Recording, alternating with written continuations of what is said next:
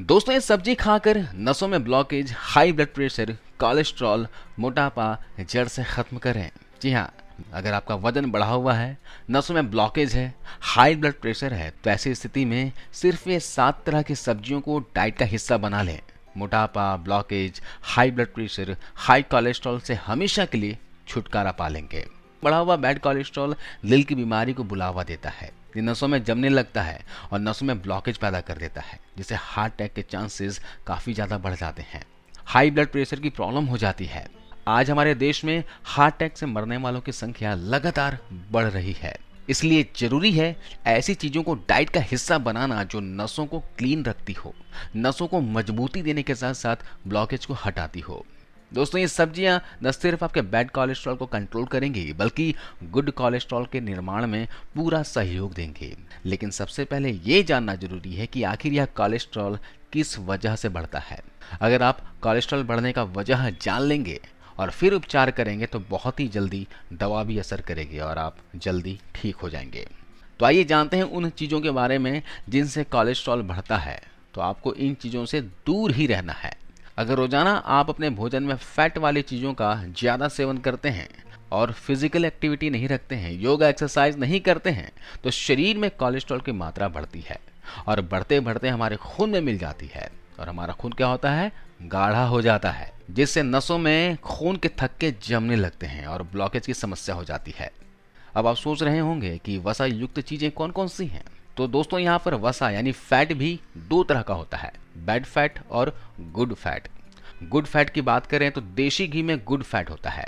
अगर आप देशी घी खाएंगे तो शरीर में कोलेस्ट्रॉल नहीं बढ़ेगा, लेकिन इसकी भी क्वांटिटी आपको कम ही रखनी पड़ेगी।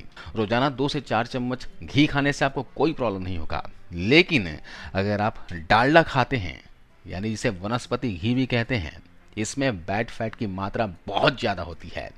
अगर आप डालडा खाते हैं तो 99% चांस है आपके शरीर में मोटापा और बैड कोलेस्ट्रॉल का बढ़ना। इसके अलावा रिफाइंड तेल, डेयरी उत्पाद, junk food, pastry, cake, ice cream का बहुत ज़्यादा सेवन करना या खाने में ऊपर से नमक डालकर खाना, ज़्यादा कॉफ़ी पीना, इन्हीं चीज़ों के अधिक सेवन करने से हमारे शरीर में फैट की मात्रा बढ़ जाती है और हमें बीमारी का शिकार होना पड़ता है। अब ये जानते हैं कि शरीर में बढ़े हुए कोलेस्ट्रॉल को, ब्लॉकेज को कैसे कम किया जाए। तो यहाँ पर मैं आपको कुछ सब्जियों के नाम बताता हूँ, उसके फ़ायदे बताता हूँ, इन्हें जरूर डाइट में शामिल कीजिएगा। सबसे पहली सब्जी आती है दोस्तों, वो है पत्ता गोभी। पत्ता गोभी की जितनी भी प्रजातियां पाई जाती है, सभी के सेवन से गंभीर रोगों से छुटकारा मिल सकता है। पत्ता गोभी कैंसर जैसे रोगों को भी खत्म कर सकती है और कोलेस्ट्रॉल को कम करने में यह रामबाण साबित होता है। आप इसे सब्जियों के रूप में या इसका जूस बनाकर भी इस्तेमाल कर सकते हैं। लेकिन ध्यान रखिएगा कि जब भी आप बाजार से पत्ता गोभी लेकर आएँ तो पानी गर्म करें और गर्म पानी से इस पत्ता गोभी को धो लें। यानी किसी भी साग सब्जियों को आप बाहर से लेकर आते हो तो उसे गर्म पानी में जरूर धोना चाहिए या फिर गर्म पानी में 5 से 10 मिनट तक डुबो कर रखना चाहिए। इससे नुकसान पहुंचाने वाले जो केमिकल होते हैं वो निकल जाते हैं। दूसरी चीज़ है दोस्तों, लहसुन। सुबह उठते ही फ्रेश होने के बाद 3 से 4 कच्चे लहसुन की कलियां चबा चबा कर खा लीजिए। लहसुन कोलेस्ट्रॉल के रोगियों के लिए किसी रामबाण से कम नहीं है। ब्लड प्रेशर हाई है या फिर आपको डायबिटीज़ की प्रॉब्लम है, थायराइड है, नसों में ब्लॉकेज की समस्या है, वेरिकोज वेंस की समस्या है, हाथ पैर कांपते हों, झुनझुनी की प्रॉब्लम होती हो या फिर आपको किसी भी तरह की अंदरूनी कमजोरी हो, तो लहसुन आपको जरूर डाइट में शामिल करना चाहिए। और वो भी आपको कच्चा खाना है तो इसके पूरे फायदे मिलेंगे। या फिर आप कच्चे लहसुन की चटनी भी बनाकर खा सकते हो, ये बहुत ही स्वादिष्ट होता है और हेल्थ के लिए भी अच्छा रहेगा।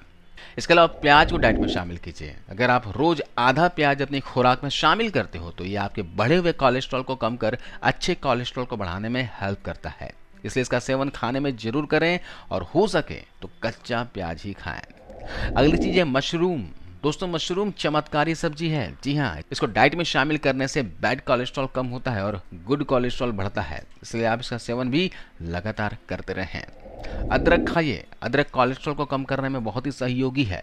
बहुत से रिसर्च में पाया गया है कि सिर्फ 3 ग्राम अदरक डेली खाने से खून में मौजूद बैड कोलेस्ट्रॉल को कम करता है और अच्छे कोलेस्ट्रॉल को बढ़ाता है।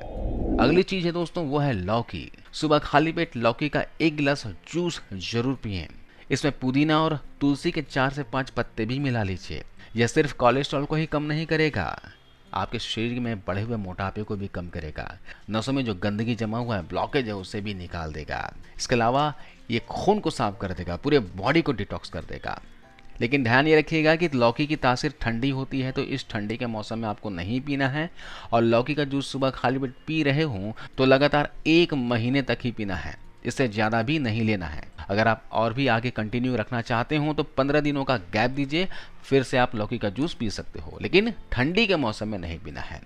इसके अलावा जिनके जोड़ों में यूरिक एसिड बढ़ा हुआ है तो उनको भी लौकी का जूस पीना चाहिए।